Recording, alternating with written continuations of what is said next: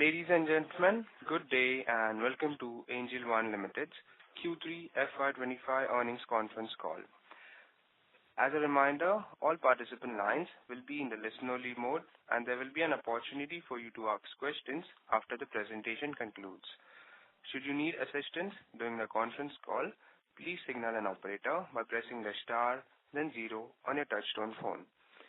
Please note that this conference is being recorded.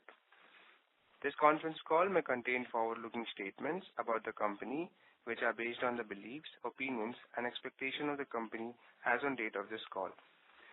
These statements are not the guarantees of future performance and involves risk and uncertainties that are difficult to predict. I now hand the conference over to Mr. Hitul Gutka from Angel One Limited. Thank you and over to you, sir. Good morning and welcome everyone. Thank you for joining us today to discuss Angel One's Q3 FY25 financial and business performance. The recording of today's earnings call and transcript will be uploaded on our website under the Investor Relations section. The financial results, investor presentation and the press release are also available on the website. For today's call, Angel One is represented by Mr. Dinesh Thakkar, Chairman Managing Director, Mr. Vineet Agrawal, Chief Financial Officer. We also have the senior leadership team of Angel One along with SGA, our IR consultants. The leadership team will give us a brief overview of the operational and the financial performance of the quarter gone by, which will be followed by a Q&A session. Please note, there may be certain forward-looking statements during the course of the call, which must be viewed in aggregate with the risks that the company faces. With this brief introduction, I now invite Mr. Dinesh Thakkar for his opening remarks. Thank you, Hitul. Good morning, everyone. I wish you all a very happy and prosperous 2025. India's capital markets are on the remarkable growth path, driven by a surge in demat account additions. This momentum reflects the growing trust of retail investors in equity as a promising asset class, an achievement rooted in ever-evolving regulatory landscape. Enhanced transparency through regular regulatory updates has cultivated trust, fueling steady increasing in participation and trading volume across the industry.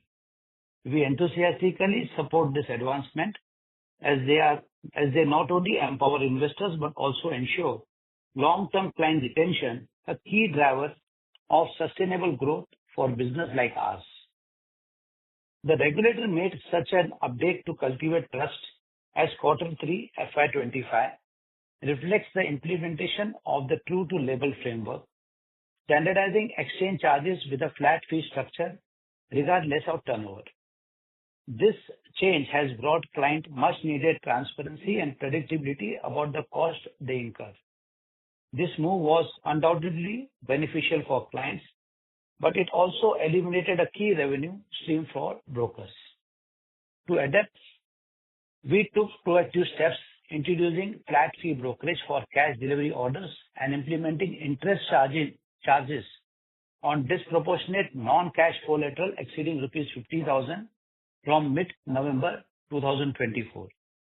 These adjustments have been warmly embraced by clients who prioritize exceptional platform and experience over minor pricing tweaks.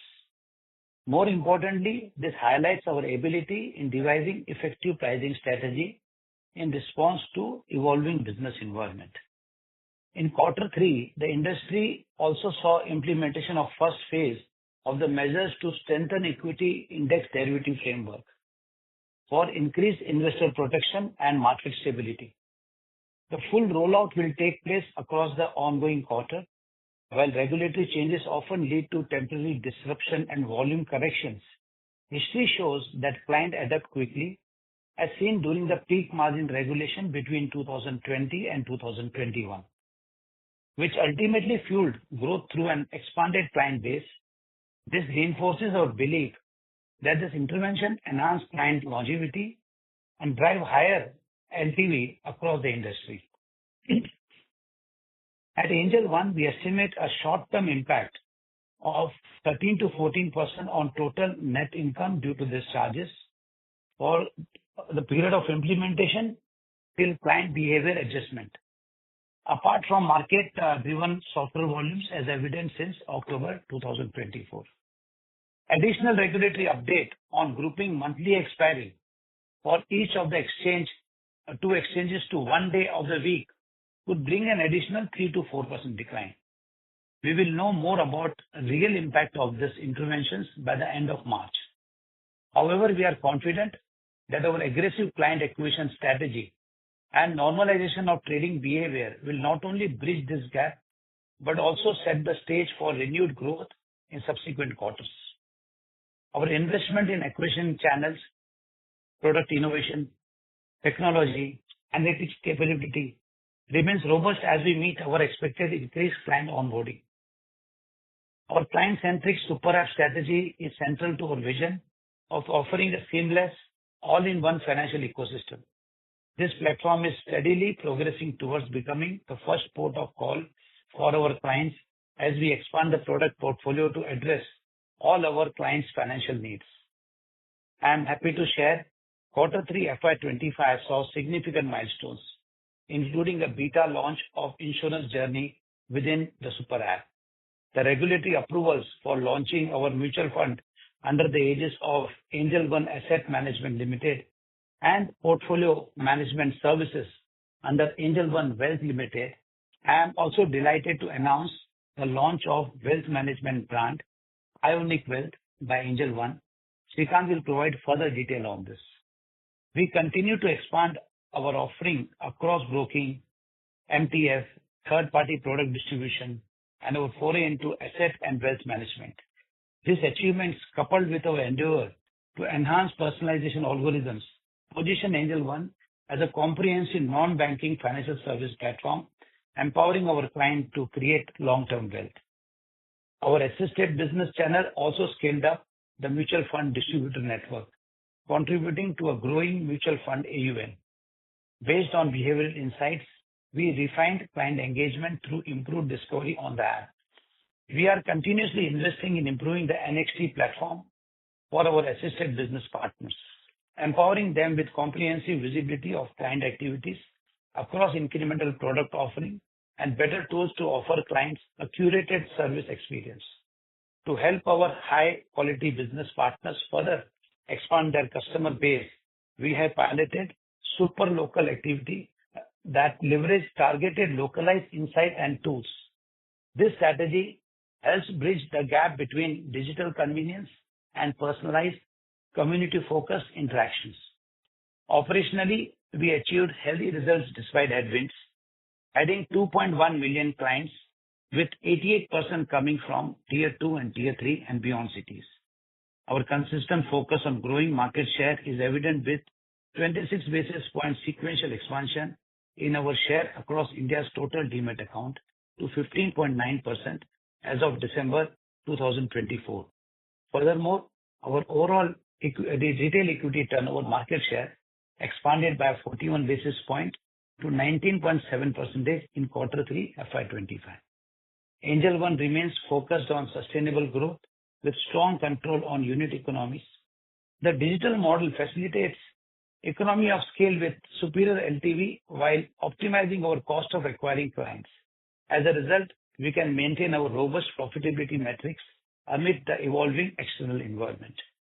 I am pleased to announce that the board has approved reinstatement of dividend distribution of 35% of quarterly consolidated profit after tax.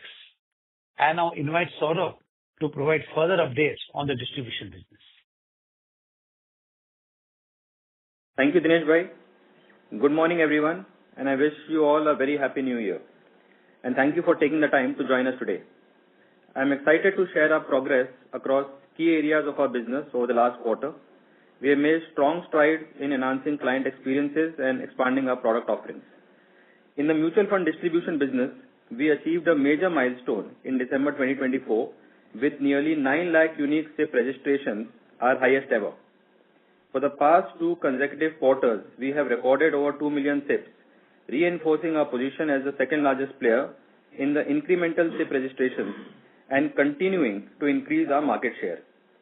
Our first MF brand campaign also gained excellent traction, marking the beginning of our journey to establish ourselves as the easiest and the most consumer-friendly investment platform, particularly aimed at younger investors who are just starting their financial journeys. Additionally, we are seeing strong 6-month and 12-month retention from our MF users, which only strengthens our belief that client longevity on the platform will continue to increase as the MF play scales. Also, share of users who have transacted on MF has continued to increase, further solidifying our multi-product super app strategy. In our digital insurance distribution business, we took a significant step forward by launching motor insurance on our app. We have integrated with 3 insurers and are now live with a select group of clients. We are very quickly adding more insurers to the platform and will move beyond the beta phase to extend this service to our full client base in some time. Now, I want to focus on our credit distribution business, a space with immense potential. Over the last 2 to 3 years, the personal loan space has grown rapidly but not without challenges. In the industry, there has been higher KYC frauds, over leverage and delinquencies exceeding expectations. As a result, lenders are now adopting a more cautious, measured approach. While this has led to some short-term growth headwinds, this pause is crucial for building a stronger and more sustainable ecosystem in the long term. Having said that, we remain extremely optimistic about the future of this space, and here's why. India's credit potential is enormous. Our retail credit to GDP ratio is still low compared to developed economies, which presents a huge growth opportunity. Consumer demand is strong. The younger generation is embracing credit to fulfill their aspirations, and once they understand how to use credit responsibly, there is no turning back. The regulator is also active and proactive. With measures like increasing risk weights and shifting bureau reporting to a 15-day cycle, they are minimizing risks and promoting responsible long-term growth in the sector. Technology is transforming the landscape. Account aggregators are making the underwriting process more seamless and efficient, while video KYC is addressing fraud issues. With throughput improving every quarter, onboarding will become faster, more secure, and more scalable. Lastly, borrowing rates will normalize over time, making this a more favorable environment for lenders and borrowers alike. Angel One, we believe, is particularly well positioned to thrive in this market. The foundation that we have built is rock solid. Our tech stack is very robust, ensuring minimal downtime and a seamless experience for both customers and partners. Our customer base is high quality from a credit standpoint, demand is high, and engagement on our platform continues to be exceptionally good. More importantly, while we operate as a distributor, we are investing heavily in building our risk modeling capabilities. By leveraging advanced decisioning systems, we can provide the right products to customers, support lenders with better underwriting, and improve the efficiency of collections, all while we continue to take zero risk on our books. Additionally, coming to Q3, this quarter had a strong start. We went live with 3 lenders, refining our processes and learning valuable insights on the lender management front. So far, we have cumulatively disbursed 600 crores in personal loans on the platform. We are also integrating with 3 more lenders in their final stages and will scale in a measured manner. While some headwinds may persist over the next couple of quarters, we are very confident that we will emerge stronger and continue to accelerate growth, given that there is minimal legacy that we have to live with in this new paradigm. The credit distribution business fundamentally is a long-term game. With the right strategy, a cutting-edge technology platform powered by deep AI/ML models, and an unwavering commitment to doing things the right way in alignment with the regulator, Angel One is poised to over time become a very large player in this play. With that, I will pause and request Hemen to share his insights on the AMC opportunity that lies ahead. Thank you, Saurabh. Good morning, everyone. I'm extremely excited to share that we have recently received the regulatory approval to commence our mutual fund operations, a significant milestone in our journey to create a trusted brand for passive-only products. Our focus is clear, and we are working to develop a range of products that combine exchange-traded funds, that is ETFs, and index funds to meet the diverse needs of our clients. Let me explain our approach. While the ETFs will be distributed through brokers, offering their clients a cost-efficient and accessible investment option, index funds will come in 2 forms: direct plans and regular plans. Direct plans that investors can purchase directly through platforms, and regular plans where we will pay commissions to distributors, ensuring widespread accessibility. To help our clients fully embrace passive investing, we are creating educational material to demystify this product and explain their advantages. We believe education is key to empowering clients and will play a critical role in driving adoption. The potential for growth in this space is immense. With the industry's rising AUM base and the increasing share of passives in the overall mix, we see tremendous opportunity to contribute to this shift. Active funds often face challenges in consistently delivering outperformance, which is where passives come in. They provide better visibility into returns, a low-cost model for clients, and a secure asset base, offering stability over the long term. I am also incredibly proud of the pedigree team we have built, which is working to ensure we deliver high-quality, client-focused solutions. As we move forward, we have ambitious plans to expand our product suite and cater to a broad spectrum of investor needs. At the heart of our efforts is a commitment to offering low-cost solutions, client education, and a clear focus on sustainable growth. I am confident that our approach will not only position us as a leader in the passive investment space, but also create lasting value for our clients and stakeholders. Thank you for your trust and support as we embark on this exciting journey. I now invite Srikanth to take you through the developments in our wealth management business.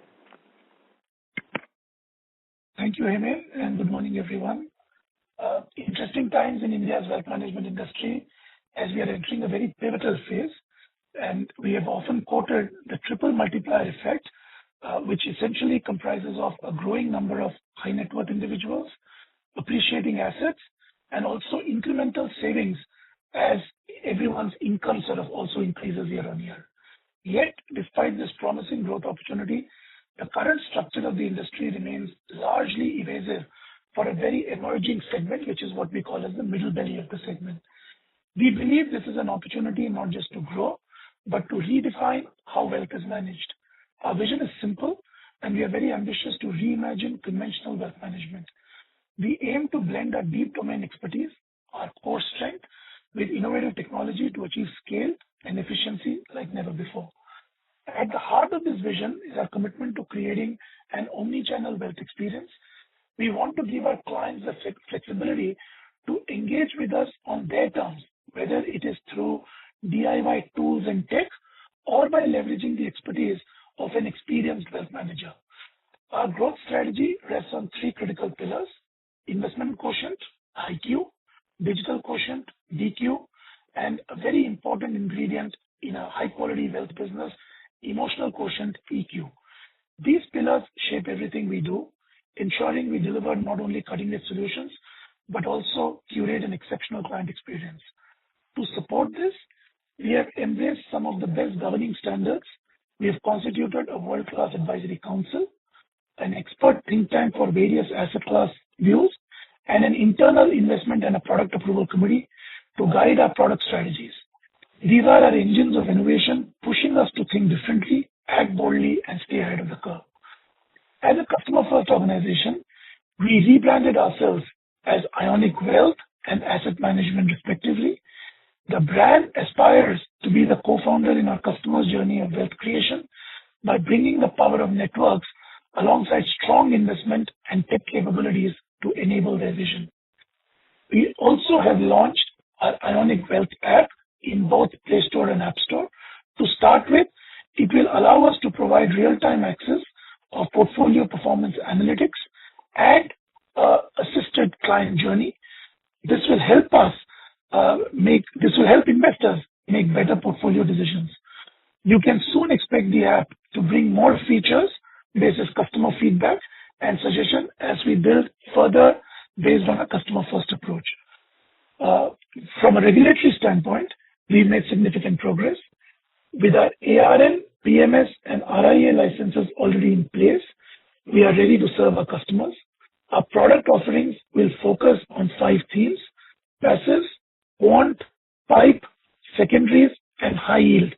And of course, also global is one of it that we are quite excited about to ensure we cater to diverse customer needs. In terms of scale, we have been progressively expanding our geographic footprint with offices now across 7 cities and a dedicated team of about 140 professionals spanning relationship management, investment experts, technology, and other support functions. We will keep a strong focus on growing the market horizontally without diluting quality and look to better margins, leveraging the omni-channel approach. I'm confident that with our strategy, our people, and our passion, we are poised to transform the wealth management landscape. Thank you for your time and trust.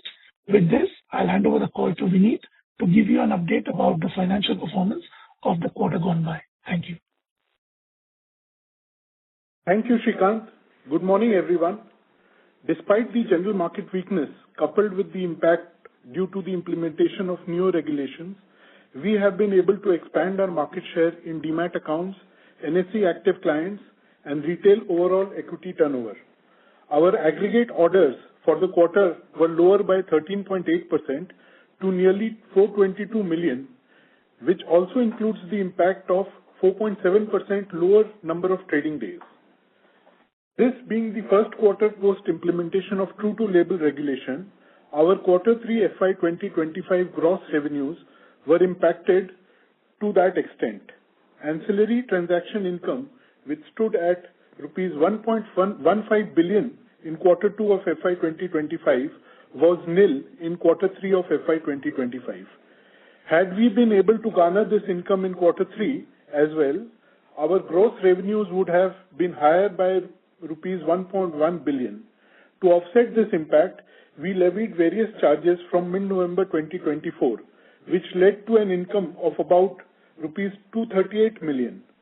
Hence, on a like-to-like basis, and considering the impact of the index option regulations, our total gross income would have been at approximately rupees 13.5 billion as against rupees 12.6 billion reported today.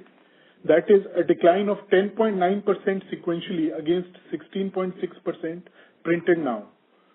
Our gross broking revenue, which accounted for about 65% of our total gross revenues, degrew by 12.5% sequentially to nearly rupees 8.2 billion in Q3, owing to lower client activities. F&O continues to contribute about 81% of our gross broking revenues, followed by cash and commodity segments at 12% and 7% respectively. Share of direct business in our net broking revenues remained consistent at 76%, and the balance being contributed by clients under our assisted business. Our average client funding book grew by 4.2% sequentially to rupees 40.5 billion for the quarter, which at the end of the quarter was higher at rupees 43.3 billion. The revised interest rate of 14.99% on MTF introduced in November 2024 reduced our interest income by nearly rupees 102 million during the quarter. The interest earned on fixed deposits was also lower by 7.8% sequentially, owing to lower quantum of fixed deposits and a marginally lower yield. Both these led to a 2.8% sequential decline in our interest income to rupees 3.5 billion, thus accounting for about 28% of the gross total revenues for the quarter. Income from depository operations, which account for 4.4% of our total gross revenues, declined by 24% sequentially, mainly due to lower cash delivery transactions. Income from distribution operations grew 16.9% sequentially to rupees 300 million, accounting for 2.4% of our total gross revenues for the quarter. This was primarily driven by growth across distribution of credit products and IPOs. Finance cost increased by 10.8% quarter-on-quarter to rupees 835 million on account of 4.6% higher borrowings to fund the growth in the client funding book and for margin requirements at the exchanges, coupled with a 35 to 40 basis points increase in average cost of funds. Employee benefit expenses, including cost of granting stock options, grew 3.1% sequentially to nearly rupees 2.4 billion on account of headcount increase in tech, product, data analytics, legal, and the wealth business. Other operating expenses for the quarter fell by 9.7% sequentially to rupees 3.3 billion, primarily on account of lower client acquisitions. CSR contribution for the quarter was higher by rupees 28 million, along with some increase in brand-related spends. Our Q3 FY2025 reported consolidated EBITDA margin stood at 42%. While this was lower by 787 basis points quarter-on-quarter as compared to our reported Q2 margins, however, this compression was lower by 257 basis points when adjusted for the impact of the ancillary transaction income. This operating margin also subsumes the expenses of incubating our new businesses of asset management and wealth management. Our margins are likely to remain in this range till the time the new regulations are fully implemented and client behavior normalizes. Having said that, the unit economics of the business continues to remain healthy as we reap benefits of high lifetime value of our clients. Depreciation and amortization cost increased by 4.2% sequentially to rupees 267 million in Q3 as we capitalized infra assets. Our reported consolidated profit after tax from continuing operations declined by 33.5% quarter-on-quarter to rupees 2.8 billion.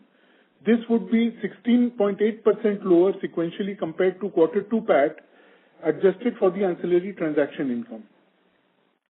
Our 9-month FY2025 reported gross total revenues and profit after tax stood at rupees 41.9 billion and nearly rupees 10 billion, representing a growth of 43.4% and 27% respectively over the corresponding year last year. Our 9-month FY2025 profit after tax is 88.6% of our entire FY24 profit, demonstrating our sustained and strong growth trajectory. Period-end cash and cash equivalent, client funding book and investments stood higher as of 31st December 2024 as compared to 31st March 2024.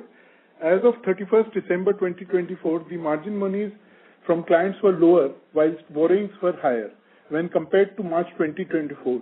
The consolidated net worth of the company increased to rupees 56.3 billion as of 31st December.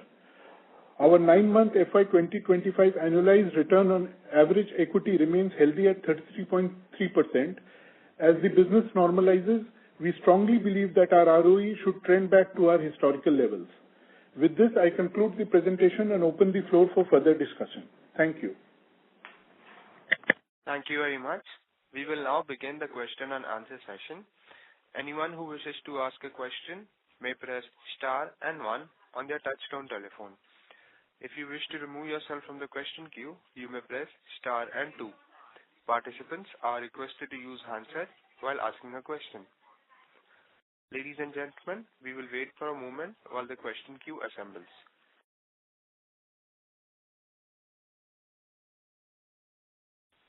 The first question is from the line of Prayesh Jain from Motilal Oswal. Please go ahead. Yeah, hey, good morning everyone and happy new year. So just firstly on the impact of the regulations, right? So firstly on the true to label implementation, we had mentioned in the previous call that we don't expect any hit because of the pricing action that we've taken. But I understand that the period that we have seen is only for, the benefit we got of the new action was only for half of the quarter, but still the benefit seems to be much on the lower side. I understand some part of it could be the volume hit, but still that is only 10% or 12% of the volume hit.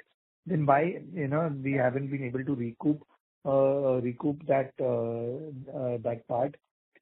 Secondly, on the lot size impact visibility, this probably first 15 days of first 13, 14 days of January, if you could highlight as to what is the kind of behavior of the customer in your cohorts, wherein whether the customers who were trading earlier one lots have kind of started trading into the new lot size, or how is the kind of impact? Because my guess is it would be relatively lesser impact. So could you throw some highlights there? Thirdly, on the credit business, how would you be kind of monitoring the end use of personal loans that you've disbursed so far, whether that's coming back to markets or how would the behavior be? And my last point would be Are you contemplating a price hike anytime soon in that kind of segment? As to how long would you wait before you kind of take that call, because the profitability is definitely getting hit? Those would be my questions. Thanks. Yeah. Can you hear me? Yeah, I can hear you now, sir. Yeah. Thank you, Piyush, for your questions.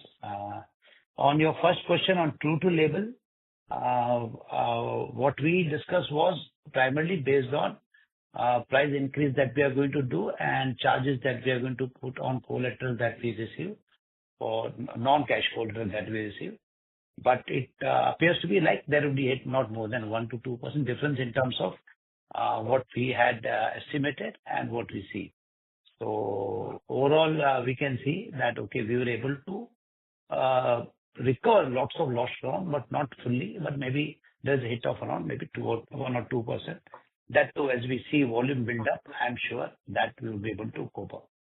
So what is important is that what is an overall hit when we talk about true to label, about rationalizing this F&O and all that. So in that area, I would say that what we had estimated last time, hit of around 13 to 14%, still it remains true. But only difference is now that, okay, with bunching of a monthly expiry into 1 day per exchange, there would be an additional hit of 3 to 4%. So overall, it would be safe to say that it appears to be overall combined everything, true to label and all that areas combined together, it would be around 18%. And if you look at our customer base growth, that remains intact. The good part is that customer inflow in this market remains very healthy. So we are growing at 40-45%, and that trend continues. So we are expecting that this will offset this one-time hit that we have seen. The current hit that you are seeing, that includes everything: regulatory changes, slowdown in global economy, slowdown in our economy. So all that impact clubbed together appears to be a bit higher than what we had guided. But we are very sure that this hit would be within the bracket of around 18%. For kind of like safety purpose, in your model, you can take a revenue hit of 20% one time. But if you look at lifetime value of a customer, I don't see any reason for me to believe that there will be a change in lifetime value of a customer. It is too early right now to say people who are doing one lot, what they are going to do. So 10 to 12 days is too early for us to give some insight on what these customers are going to do. But if we have to guesstimate, somewhere this customer will go towards cash market and all that. That will increase volume in cash segment. And because we are charging on cash orders, so that would be compensated. So January hit and all that combined together, it includes all this, what I'm saying, it would be 18% around. And plus point is, as I said, customer base is still growing at a very healthy rate of around 40 to 45%. And on credit business, I will ask Saurabh to talk about that. Yes, so just one sec. Saurabh, before you take now, he asked about price hike. See, please, what we will wait for 1 or 2 quarters to see a permanent impact. And if needed, definitely we have levers to play on our prices. So prices, we would like to see all patterns stabilize in terms of what's an hit because of market condition, because of global environment. And then we'll take a very informed call on how much hike we have to incorporate. If at all we see there's a permanent some kind of loss. Too early to say right at this point. Yeah, sir. Yeah, before we move on to the credit question, sir, just one clarification. Yeah, sure. When you say 18 to 20% hit on revenues from your existing base of customers, so that we should think from a yearly perspective, right? That from a year-to-year perspective, your existing customer base revenues would be hit by 18 to 20%. See, please, what happens like in broking business, what we look at, what is then kind of like first year revenue we get from a customer. So based on that, we work out our acquisition cost and margins and everything. So that base is something averages of what we get from customers in good and bad market. In good market, we may get higher. Bad market, we get lower. But what we have to take is an average realization of a customer when we acquire. So that we are saying first year revenue can take a hit of around 18%. But if I take a lifetime value of a customer, or say previously we were taking 5 years, it will extend beyond 5 years. So lifetime value, there would not be any hit. That is our initial guesstimation.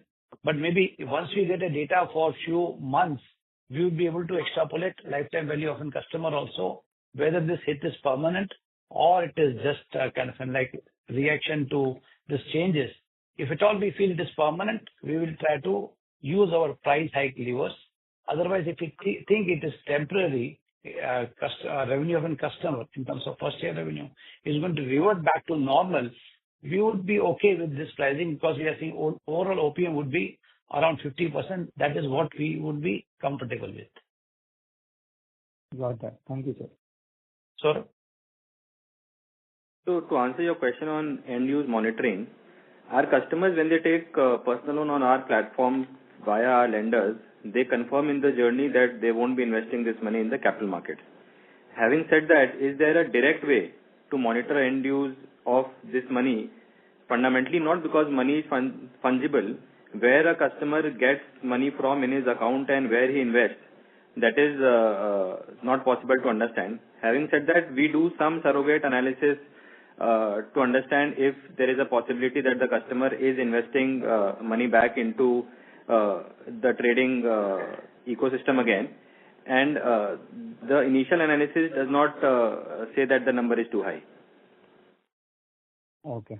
But there is no direct way to ascertain any end use of any loan that the customer gets from any lender anywhere. Got that. Just one last question. If you look at your OPEX, in spite of the sharp fall in the customer addition in the quarter, your OPEX still hasn't kind of commensurate fall we haven't seen.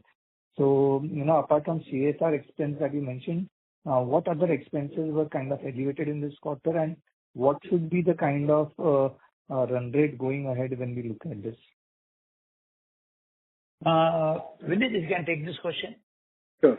So, Prayesh, the overall other expenses, which are reflective of a large part of our customer acquisition cost, has declined by almost 10%, and that decline also subsumes the impact of higher branding spends that we've done and the CSR expenses. If we were to acquire the same number of customers, then the cost would have been higher to that extent. But overall, there is a slight increase in the COA, and that's seasonal in nature, given the fact that in quarter 3, generally, you have a lot of competition from these e-commerce platforms, etc. So it's not something which is of any cause of concern or worry. Got that. Thank you so much. I'm sure of it. Thank you. The next question is from the line of Ajox Frederick from Sundaram Mutual Funds. Please go ahead. Hi, sir. Thanks for the opportunity. Sir, if I back compute the per customer revenue from cash delivery, it is coming to be about 4 rupees. Is my math right? On an average? So what I'm doing is you mentioned that for cash deliveries, we have some 238 million income, and I'm just dividing that by the number of delivery which we disclose in volumes, which is 57 million. So, per tray. Is there any insight on that, Vinit, No, I'm trying to see if this is sustainable because we're charging about 20 rupees. So, but we're getting about 4 rupees. So I'm just trying to run the mental math, incremental revenue from the cash delivery. That is what I'm getting. First of all, we have started charging by mid of November. So I don't know what volumes you are taking. You're taking for full quarter, then you are wrong. Because I'm netting off half of it. So exactly. So should I do it 1/3 for the quarter and then do it that way? Vinit, any guidance on that? Or going forward, that will be better. So this 238 million that we've mentioned are inclusive of the charges for non-cash collateral, cash delivery, and some of IPFT, etc. It's not only for cash delivery, and these charges have been implemented across the quarter. So some got implemented, say, in the second week of November, some in mid-November, and thereafter. So it's, I mean, the way you've calculated, it's not the right way. But anyways, we don't give monthly numbers, so I will not be able to, give you any insights on that. Okay. And so on this cash delivery volumes going forward, we'll be making roughly what per order? Vinit, we give any guidance on that? So that's something which we don't say, and again, these are dependent on what kind of volumes our clients do. So we can't give you any number on that. But broadly, what we charge, if you can, Devendra or somebody can give that indication. What is our charges? Yeah, on the delivery side, we introduced the pricing of 20 rupees or 0.1% with a minimum charge of 2 rupees on the cash delivery side.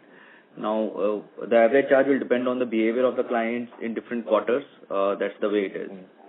Mm-hmm. Yeah, helpful, sir. That's it from my side. Thanks.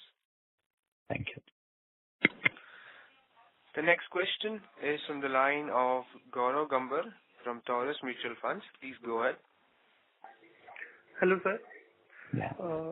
So my question is, how big can you see this AMC and opportunity going forward? The AMC and wealth business can really grow at a substantial size. We have seen what kind of market is available and opportunities are available by using tech and domain knowledge. This business can really grow well. I would ask Srikanth to brief you on this.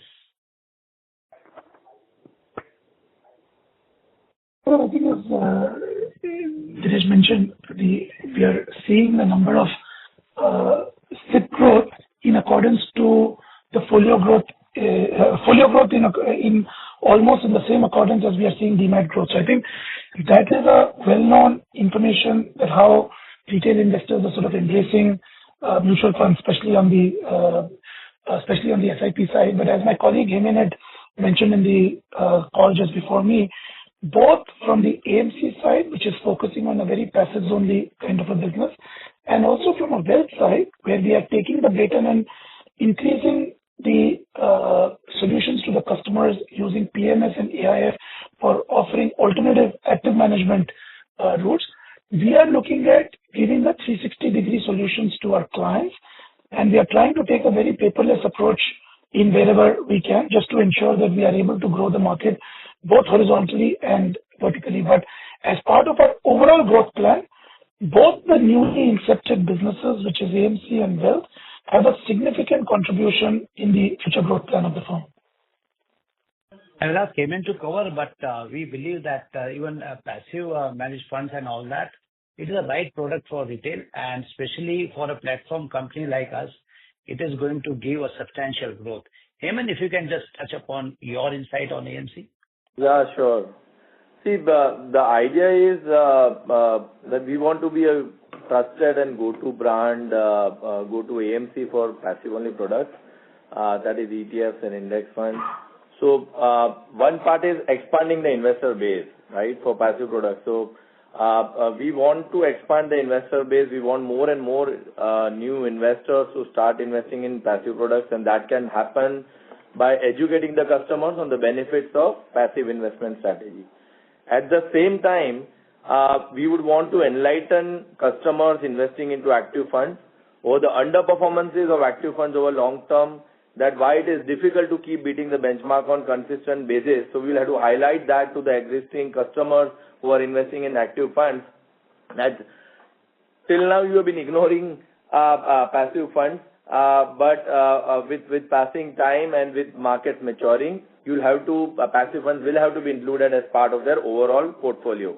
Additionally, we would like to build our product bouquet also of ETFs and index funds and provide logical building blocks to the customers so that they can build, it can be used to build the core part of their portfolio. Yeah. And sir, how are you seeing this revenue mix shifting from proper broking business to this AMC and wealth management business going forward, 2-3 years going forward? See, we are seeing a good growth in all the vertical. As we said that we have started credit business since 2 quarters. We have disbursed around 600 crores. Similar is the case with mutual fund SIP. Today we are number 2 in terms of incremental SIP. So it will take its own time, but focus is to be leader, to gain big market share. So currently we are not trying to see that, okay, how much revenue we'll get from which vertical. But what is important is that how much of wallet share of an individual that we acquire comes to us with whatever service they want to use. Focus is on wallet share. We want customer to come on our platform, retain with us, buy all the services, and whatever is needed in terms of mix of services, that person should be satisfied with us. Okay, thank you, sir. Thank you. The next question is from the line of Sanket Godha from Avendus Spark. Please go ahead. Thank you for the opportunity. This question is to Vineet. Basically, Vineet, if he would have applied these new charges like on non-cash collateral and the delivery, and if he had applied for the full quarter, compared to given the numbers are already there on orders and everything. So if you would have applied for the full quarter, the 23.8 crores would translate into what kind of a figure? Sanket, it's difficult to estimate because there has been some market correction also. So it won't be comparable like to like basis, whilst the turnover charges have remained same at almost 1.15 billion. But because the market sentiments across cash, F&O have been slightly weaker, so it won't be right to compare that. No, I understand the point. Suppose given we have the data of number of orders and everything, on like to like, whether that number would have been easily closer to double kind of a figure, means around 50 crores or 45 crores. So they just wanted a broader color, how much we could have recouped if it would have been applied for the full quarter. So you've got to look at it from this way that in the long term, once things settle down and the behavior normalizes, we should be able to ideally recover almost 75-80% of this cost that we've been talking about in the past also. So just wait for the entire scenario to pan out, and then we'll have a better picture in terms of how we are able to recoup this cost. As Dinesh Bhai also mentioned, that overall the impact should not be in the overall revenue pie. It should not be more than 2% for this true to label. Okay, perfect. And second question probably to Dinesh Bhai.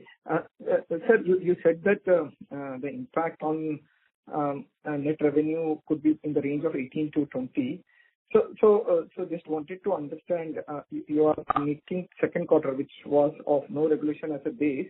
On that number, the net revenue impact could be 18 to percentage.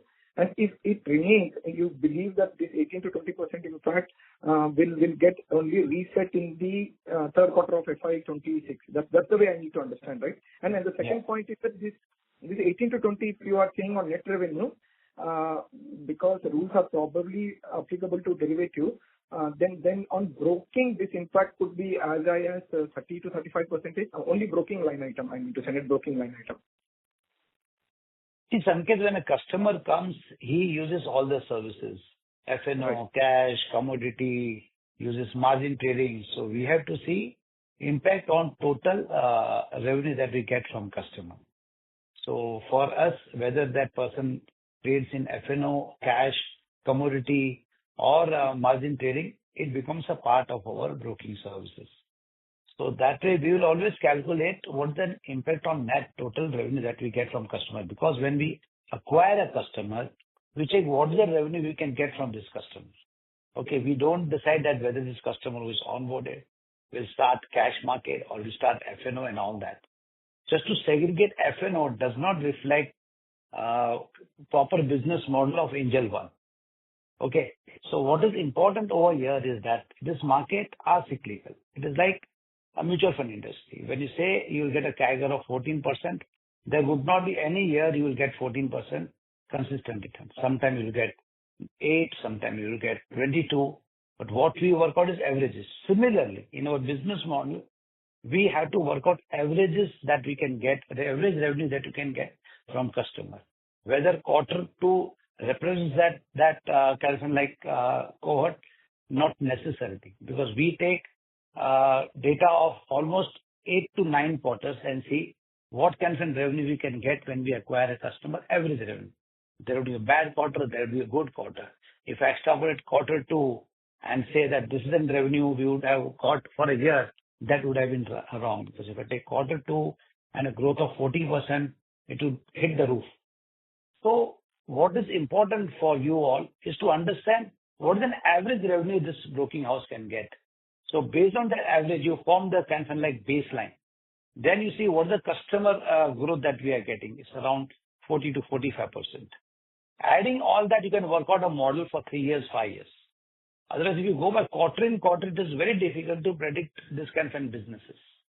Similarly, if I want to predict which mutual fund is going to give me what returns, I will go wrong if I look at just quarterly performance. So broking business almost is similar, where we have to take averages and we take average revenue that we'll get from a customer that you acquire for first year, averages for 5 years. So there are lots of data scientist model that we use, which goes into detail of each and every cohort and comes out with averages. That is how we budget our spending to acquire a customer. Got it, sir. Got it. But just to put it in simple words, means given we are adding more customers, naturally they will add to the revenue. So this 18 to 20% in your assessment, what is the negative impact, will get wiped down because of the extra customer addition, say in a couple of quarters. Exactly my point. So now there's a new base that we are working with. Okay.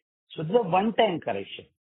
But if you look at growth of this base remain intact because customers that are coming to the market are coming at the same numbers.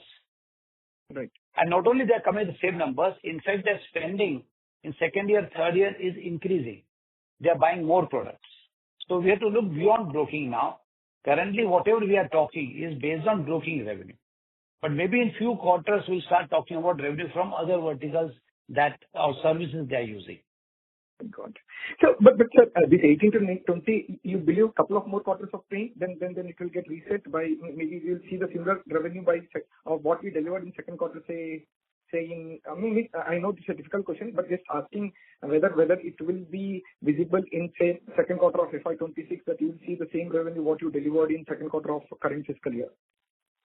So looking at the growth rate, see, we don't give forward-looking statement, but it's just clean maths I'm giving you. Rate of revenue in terms of 20% market normalizing and growth rate of customer to the tune of 40%. In 2-3 quarters, we'll be back to these numbers. Again, pure maths, not predictions. Okay, not forward-looking statement. Yeah. No, I understand, sir. So again, this is little more a strategic question. See, we are doing multiple things like offline distribution, credit, wealth, AMCs. So these are all new inquisitions. So maybe it's a little long-term question. 3 years, 5 years. If you add up all these numbers, whether these will contribute how much to your total top line as such.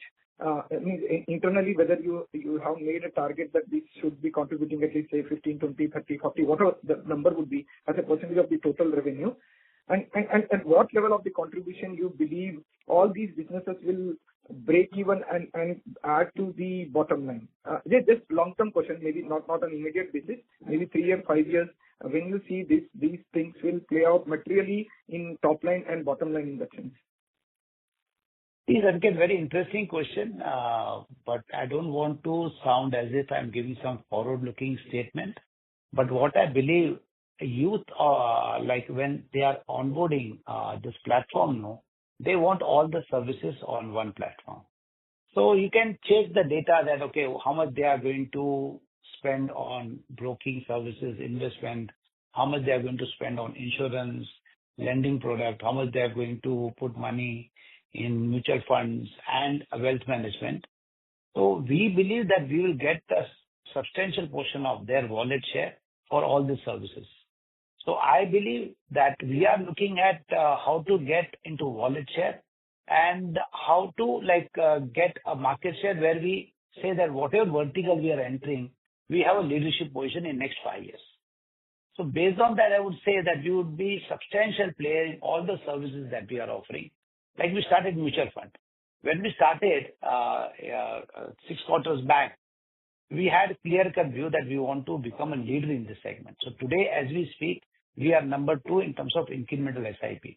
So slowly, in few years, you will see we will be having a substantial portion in AUM and all that. So for every business, we have a target that we want to become a leader in that segment. That's the reason you will see our initial investment would be on top management so that we get the structure right with a vision that we want to be leader. It is not that we are doing it for additional revenue. Whichever area we are entering, we want to be into top position. So based on that, you can do a rough calculation in 5 years. What is the revenue pool for different services that we are offering? In every services, we want to be into that top 10 players. Got it. Perfect, sir. That's it from me, sir. Thank you. Thank you. Thank you.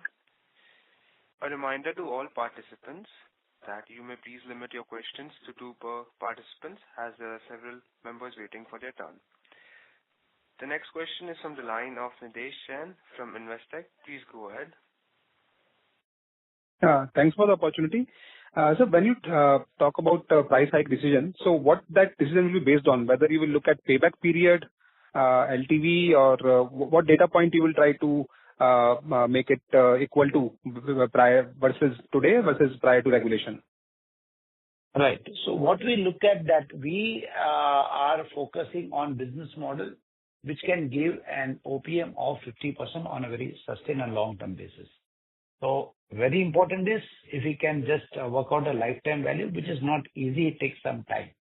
So initial kind of reaction, if at all we were to take decision on price hike, would be on what kind of growth we are seeing in customers who are doing one trade in F&O, which area they are going. Are we able to recover a certain portion that we have in our mind to achieve that OPM of 50%?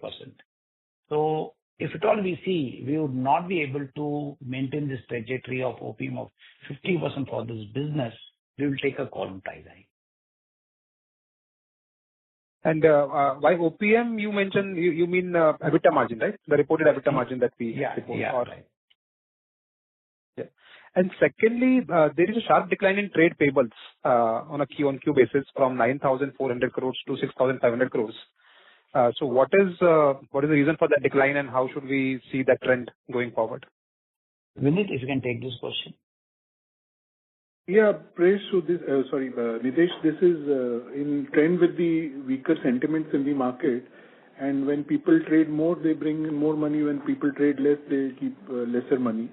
So this is nothing to worry about. As the market sentiments improve, we will see an improvement in the trade payables as well. Sure. And last question is on mutual fund distribution monetization. So we have become second largest SIP originator. I think mutual fund AUM has crossed 10,000 crores. So is there a plan, or is there any way we can monetize this platform on the mutual fund distribution? Currently, this mutual fund distribution on B2B we are charging, and on B2C we are not charging, because that is helping us to retain a customer and engage customer for a longer period of time. So our calculation shows that whenever we acquire a customer, usually it is acquired for broking. Even if we acquire for mutual fund services, revenue from those customers are almost same, because ultimately this customer trades in stocks, he goes and trades in F&O, commodity. So lifetime value as well as first year revenue is almost similar to a broking customer. So we do not see any kind of loss, because we are offering this at direct plans where we are not earning revenue, but direct selling mutual fund to them. But revenue that we get from other services is almost same when we acquire a customer for broking service. Sure. Thank you. That's it from my side. Thank you. The next question is from the line of Shreyansh Shah from Fort Capital. Please go ahead. Yeah. Hello. Am I audible? Hello. Hello. Yeah. Yeah. Yeah. Thank you. This is Shreyans. So basically my question was that what is the churn rate among your NSE active clients? Like how does this stand as compared to the industry benchmarks? Devendra, any data we share on this? We do not share data on churn rate, but it will be ballpark in the same rate as the industry rate. There's not much difference. Okay. But if you can see, we are gaining more active customer on NSE. That is disclosed data. So you can check industry and our trend. Our trend is a bit superior to competition. Okay. Yeah. Thank you. Shreyans, if I may add, what you will notice is that there are a couple of data points that we have been coming out with. One is, of course, the consistency in revenue year on year, so which shows that our customers are sticky on the platform. We have also have data around how they have been building wealth over the next few years when they are on the platform. That also shows their stickiness. And the data that Dinesh Bhai mentioned on the incremental customer additions, so far as the active customer base is concerned, which you will see on the NSE. And we are actually trending pretty well and amongst the highest in terms of the number of incremental customers that are coming and trading on our platform. And this is a 12-year rolling period. So given that 12-month rolling period. So given that 12-month rolling period, we are seeing a significant rise in active customers who are trading on our platform, even in these market conditions. Okay. Yeah. Thank you. And just a follow-on question in regards to this wealth management segment. What share of revenue do you expect in next few years? See, we are not comparing this revenue with broking. So this is a wrong comparison. We are looking at that segment independently and we want to become a really big player over there. Shrikant, if you'd like to take this question. Yeah, sure. No, sure, as Dinesh also mentioned, wealth, as you all know, is a practice business. It's not a business that is built overnight. And we are here in terms of having some of the best quality talent from the industry, both in terms of domain and obviously combining it with Angel One's tech prowess. The idea here is conventional wealth management has seen some bit of struggle to grow in terms of their ability to serve customers beyond, let's say, the top end of the customers. We believe that there is a play where if we do not dilute our domain skills and add technology skills on top, we can grow the market horizontally, which means we can take our trade and craft to a much wider set of audience, where we can, by using technology, can disseminate services without adding to the cost to serve economics. So I think the vision that we have is to continue servicing some of the higher end customers who have been patrons and who we have been very fortunate to service for a long period of time and continue that high touch business. But now to take a similar experience and bring it to a much wider audience who are ambitious, who have reasonably strong wealth. But as I mentioned in the opening remarks, there is a reasonable scarcity in terms of high quality services and choice of services available to these customers. So our idea is to expand the market, thereby expand our economic model accordingly, and also by using technology, automate most of the journeys which in wealth management are ready for automation. So for example, anything that touches, we'll keep a very high touch experience. Anything behind that, we believe can be significantly automated, thereby keeping our overall OPEX in check. So we will, of course, keep speaking to each other for a while to come. You will see some of these things. So I think our ability or our vision to grow this business is slightly more over the medium to long term, keeping in mind how to keep the economic model slightly different, whereby we can service a much larger audience and to keep the operating margins slightly more in control by using right technology. So Shreyansh, that's the way the vision of wealth management is being laid in the foundation. Okay. So currently you don't have any quantifiable numbers as such in mind. to share? Look, the licenses that are required to run this came almost towards the end of the last quarter. We already have fairly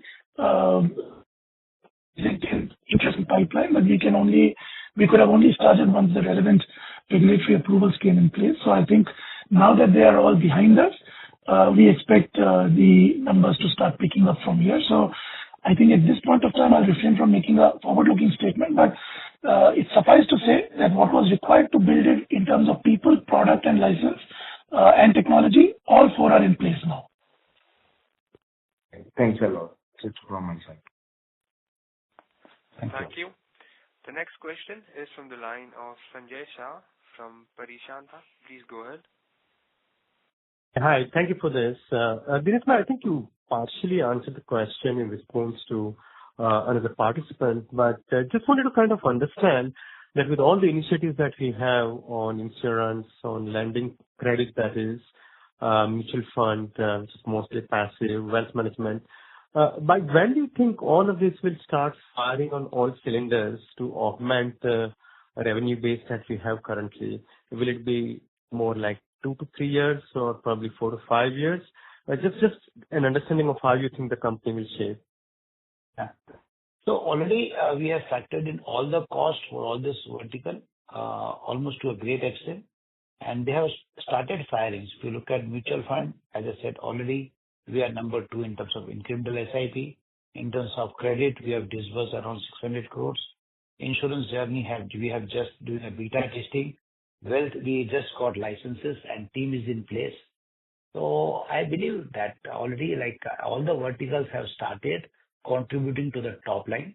So as every quarter you will see the growth rate and we'll disclose number of each and every vertical. Got it.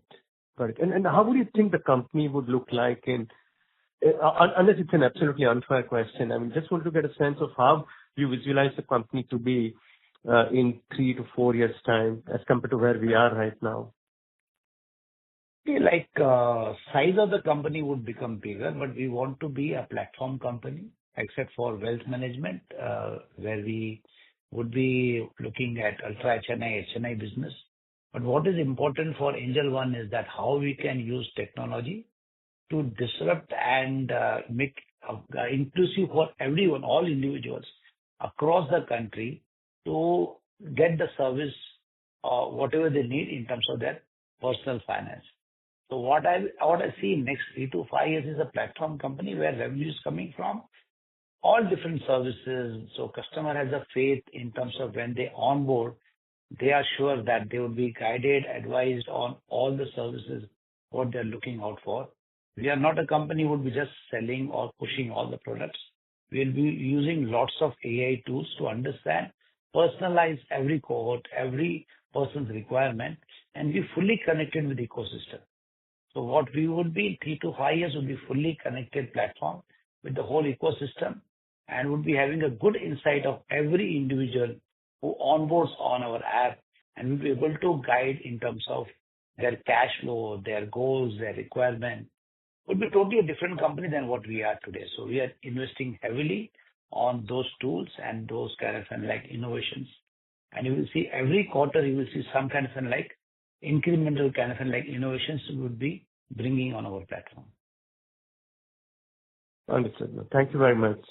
And Dinesh, just one quick last one on the regulatory changes that have happened, and a lot of regulatory changes have happened. Do you have any view on any further maybe market practice changes or regulatory changes that we might need to adapt to over the next foreseeable future? Or you think that we've probably seen as much as one could at this point in time? I feel whatever major kind of regulatory changes which they had in mind have already been implemented. I don't see any major kind of this thing coming now. We have to just get adapted and adjusted to this new reality. And for customer, it is takes time to adapt and readjust to this reality. So they are also would be trying to work on that, which segment they want to be active. Now, given that there was slowdown this quarter, so they need some trigger to get back into market and say, hey, I was doing F&O, I want to do cash or commodity and whatever. So I think that kind of like implication of regulatory changes almost is there in our market and our volumes. That's fantastic. Thank you. Thank you so much, Dinesh, and all the best. The next question is from the line of Swarnabh Mukherjee from B&K Securities. Please go ahead. Yeah, hi, sir. Thank you for the opportunity. So I wanted to understand on the expenses side. What would be the proportion of, say, a fixed cost in the other expenses head, and how to read this going forward in the upcoming quarters in sync with the customer acquisition? And alongside that, you had mentioned that overall, margin of around where we are right now, so maybe closer to 40% going forward also. So I assume that should be excluding the investments for IPL, or we are expecting a margin profile of that, including the IPL costs as well. So that is the first part. And also, I mean, in the IPL period, would we be continuing to do the same amount of like advertising spends like we did last time, or in the current situation where the market conditions are tepid, would we be looking to maybe slow down slightly that spend? So that is on the other expenses. And also, if you could give some guidance on, how you expect the employee expense base to shape up going forwards, and whether, we could expect some inflation going ahead in FY26. So that's on the expenses side. And also on the assisted business, I wanted to understand, how many sub-brokers we had, and what is our, right to win there. I mean, considering that few of your sub-brokers might already be distributing financial products. So if you could just give us some color of, how we expect growth there. And slightly on a, medium-term point of view, in your mind, if you could, help us understand which businesses among the newer ones that you are investing in is likely to scale up faster than the other. How should we think about it? Yeah, these would be my questions. Okay.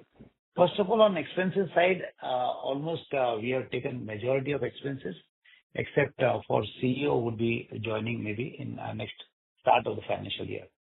So otherwise, I don't see any major kind of changes in terms of fixed expenses because we were in that build-up stage. So almost like whatever was needed in terms of senior resources. Now everything depends on how business grows and how much we want to spend on acquiring the customer. Given that we were growing at a rate of around 40-45%, so that is already factored in our cost. And IPL again, expenses always is based on responses that we get when season starts. So it is too early to comment on IPL part, but definitely we would like to continue with our visibility and expenses that we did last year. We saw a good benefit from that. On your financial product distribution, Saurabh and Nishant, if you want to take this question. Yeah, so I'll try and respond to your question with regards to how would the channel partner expansion help us drive revenue and overall expansion and growth. So here is how one has to see this. One is that the vision for the assisted business has always been multi-channel play and multi-product play. And therefore, what that means is that it doesn't necessarily restrict us from not expanding the channel partner base. So, for example, to your point, there might be a few sub-brokers who might be having a POSP elsewhere. So that's fine.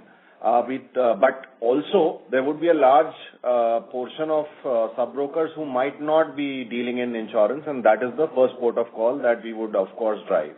Having said so, we are also actively targeting the 2 million odd POSPs that exist in the industry. At the same time, we see a lot of opportunity for us to train youngsters and make them self-sufficient. So it will be a combination of the three. As far as our expansion of the channel partner in regards to insurance is concerned. The same approach has to be seen in context of mutual fund distributors. We have almost doubled our mutual fund distributor base in the last 9 months. Now, Another vector of growth for us would be that you may come in as a mutual fund distributor or you may come in as a point of sale partner. But eventually, we would anticipate and we would expect you to also transition to broking, which is the main line, and vice versa. So there would be a lot of cross-pollination. As a result, the growth or the upside would be, I would say, a summation of all these activities. Understood, sir. And Dinesh, sir, on the question, like on the three businesses that we expect to grow. As I said, whatever business we get into, our vision is to become leader in that business. So all business are very important for us in terms of growth and having certain position because our customer needs all these services. But if you are, I think you are purely talking about when they will contribute to bottom line. So business like credit, wealth, mutual fund, insurance business would be fast to contribute to bottom line. AMC, because we want to build a very sustainable, very large business, will take its own time because we want to sell just right product, which is for retail. And for us, like as I said, when we are selling a right product, mutual fund and all that, it may not contribute to bottom line immediately, but it helps us to retain, sustain customer and expand this market and get higher market share in terms of new acquisition and get people who are trusting on our platform. Okay, sir, understood. And just a quick last one, the 18 to 20% impact that you said, so that is on the net income, right? So, I mean, excluding what we pay to our EPs. Would that be the right assumption? Right. It's a net impact on our revenue. Impact on net revenue, yeah. Okay, sir. Understood. That's very helpful. Thank you so much, sir, and all the best. Thank you. The next question is from the line of Karan from Jeta Global. Please go ahead. Hi, can you hear me? Yeah, I can hear you. Great. Hi, Dinesh. Hi, team. I'm an investor, or my fund rather is an investor. So thank you for your hard work. I had two questions. When you think about AI and one of the biggest benefits of AI in the BFSI vertical, I think the recent Bajaj Finance Investor Day made it quite clear that there's a big potential increase in revenue per employee. And if you sort of benchmark the number of employees that Angel One has at this point, which is, if your website is correct, 3,700 employees, versus global peers such as Futu, Interactive Brokers, Robinhood, you do have 50% more employees than them, despite revenue base that is far lower. So I guess the question is, when you double and triple your revenue base from where we are today, what do you think happens then to your employee base? Because theoretically, AI should allow you to really drive that number up materially, which I think is a much more important metric than necessarily margins in any given quarter. So that's the first question. The second question would be just on the engagement. If you look at MAUs, I know we're building this kind of cross-sell platform, which is fantastic. It certainly enlarges the TAM. Now, the payment platforms who have considerably more MAUs have tried this in a way and failed. And I guess my question is, with many fewer MAUs, we're hoping to build this platform. I guess with the thesis that the retention of our customers is higher and they come in with a very purposeful intent to shop for financial services. But yeah, if you could explain why it didn't work there and why you think it's going to work here in terms of attach rates of these various services, because it certainly didn't work in that scenario, other than just lending, I guess. So, right? I will ask both CPTO Ravish and CTO Jyoti to add. But what I want to say that we are very much focused on using AI and all that. That's the reason you will see lots of spending is going on acquiring people who have knowledge, who have worked with these models. But we are not just looking at just creating just efficiency of employee. We would like to use AI to personalize service to our customer and many more things. Ravish and Jyoti, if you can add on this. Sure. For both the questions here. So, I think the first question around how AI is going to take over and what will happen to the employees, I necessarily don't see it that way, right? Any kind of technology evolution, even in the past, has never resulted in saying what happens to the employees or how is strength, right? It just uplevels the job. And people do jobs at a more abstracted level rather than impacting the employee directly. So I don't necessarily correlate those things.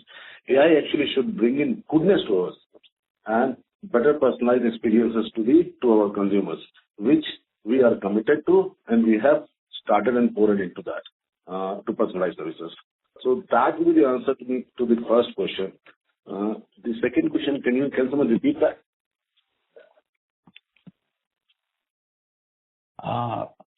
Karan, ask the second question on TAN, what you were asking, retention of customer and all that. Yeah, I can repeat my second question. So my second question is, if you look at Paytm and PhonePe, they have 200 million MAUs, or at least PhonePe does, and they've tried the cross-sell strategy in financial services, and it hasn't worked. You have far fewer MAUs than that, although growing rapidly. But you, I guess, are positing here that your cross-sell strategy will work. So I just want to understand why it didn't work in one case and why it should work in this case. Sure. Let me just answer first part, then Ravish or Jyoti, you can take over.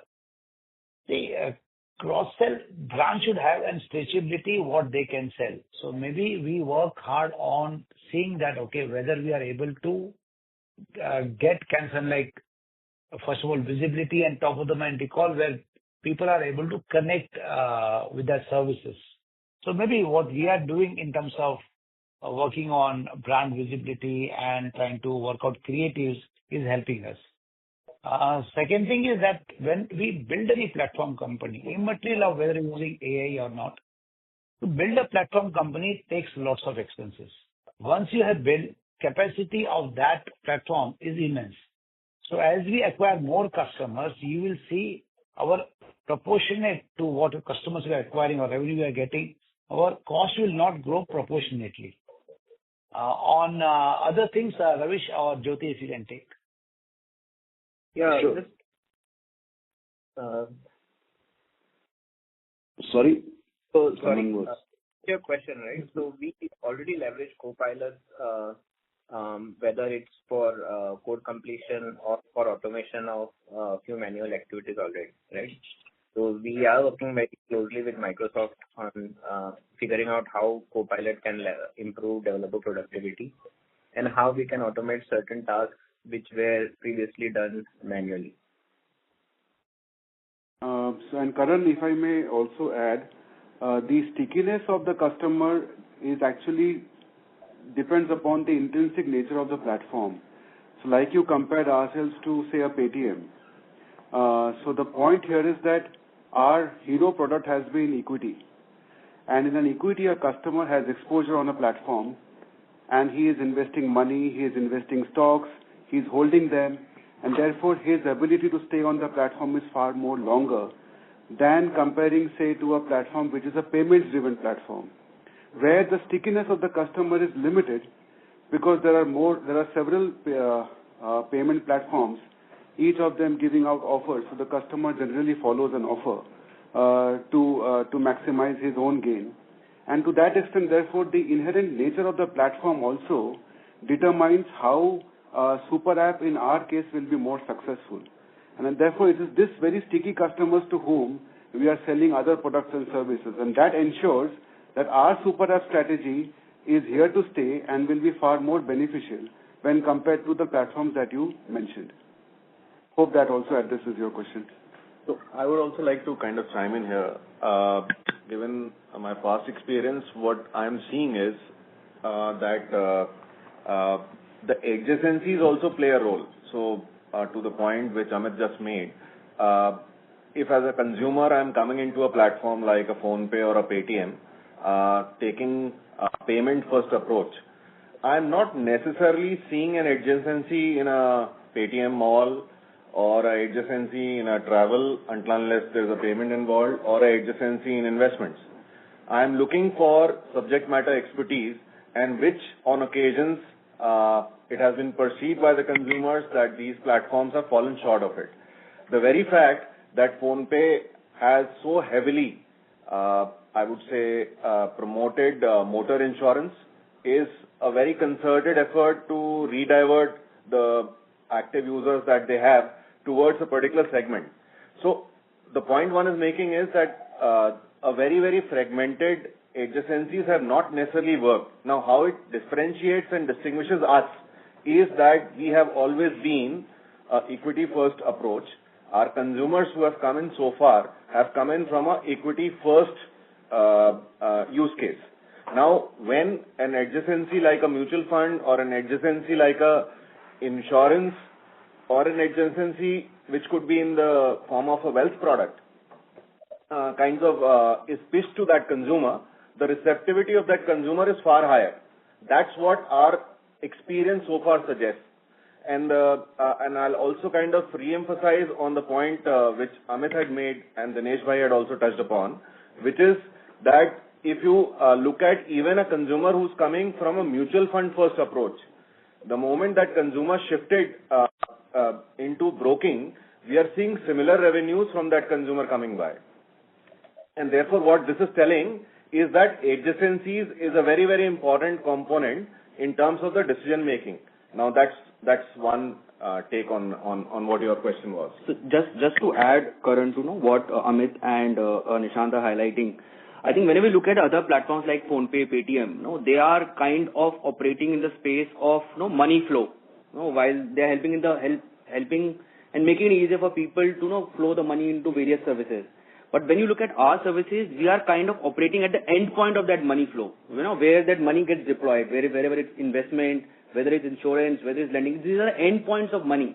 I think that's where the prime difference lies in terms of how we are operating and how other platforms are operating.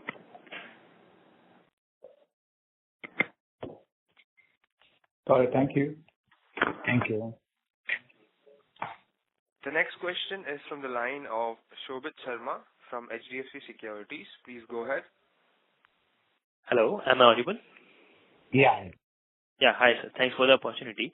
Sir, my first question is, we have exercised multiple pricing levers. One of them was quarterly account maintenance charges on the non-BSDA account. On the last quarterly call, we mentioned that most of our accounts are non-BSDA. So what was the revenue which we have recognized from these accounts in the current quarter? Do we disclose all this, Devendra or Bhavin? We don't share these numbers across.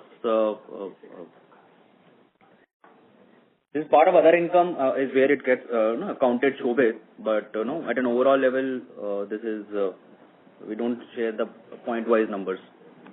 Okay. My second question is on your insurance distribution space. We have started penetrating in this space. Are we penetrating this space? Is this entirely digital, or we have some fleet on street for this distribution? Yeah. So, Saurabh and Nishant, if you both can answer this. So, on the insurance distribution piece, we have been there on ground for a few quarters now already. On the digital distribution piece, we have just launched motor insurance on the app with the insurers. So that will scale over time. But on the physical distribution piece, we already have feet on street, and we've been doing some business on the insurance side there as well.